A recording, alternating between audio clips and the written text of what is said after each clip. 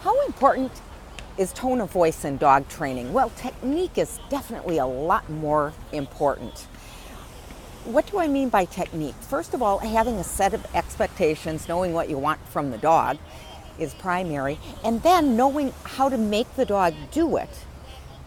And beyond that, motivating the dog so that he will perform it consistently or avoid that behavior consistently depending on what the behavior is. If it's jumping on counters, of course we don't want the dog to do it.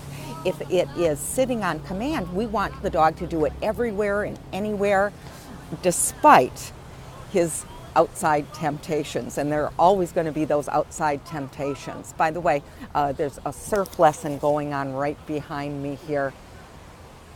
Yeah. Tone of voice. Let's use a couple of examples here. I want the dog not to jump on counters, so my word is not going to be no, that's too general. I'm going to say off. And there are really three parts to this. If you're trying to dissuade your dog from a behavior, you use the command, give a correction, and then follow it with an alternate activity, which in this case is going to be the sit. So listen to my tone of voice.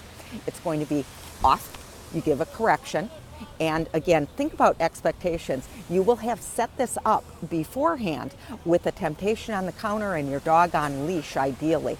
There may be other approaches. If you've used one that's successful, don't watch any more of the video. So in the most simple way, off, give your correction, good dog, sit, good, okay. You never let the dog move from a sit command until he is released, or any command. Otherwise, you're going to be one of those people who calls me and says, oh, my dog has no problem sitting, he just won't stay. Well, that's because perhaps they've forgotten the last part, which is always releasing the dog. And if the dog gets up before that, he's placed back into position. That goes back to technique. So again, jumping on counters, I've set it up with the pot roast. Oh, maybe I brought a bowl full of Doritos to the cocktail table. That's even better. And my Labradoodle is interested. I say, off, give a correction. Good dog. Praise him for that. Sit. Anytime you use sit, down, or come, it's kind of a curt short.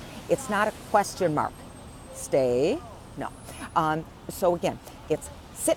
Good dog. That praise is enthusiastic. Oh, good.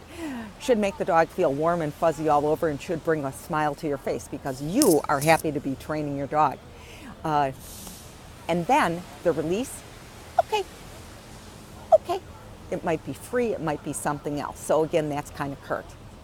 Here it goes again. Sing along with me. Off, good, sit, good dog. Okay, huh. Very good. And until we speak, I hope you can get up on your surfboard.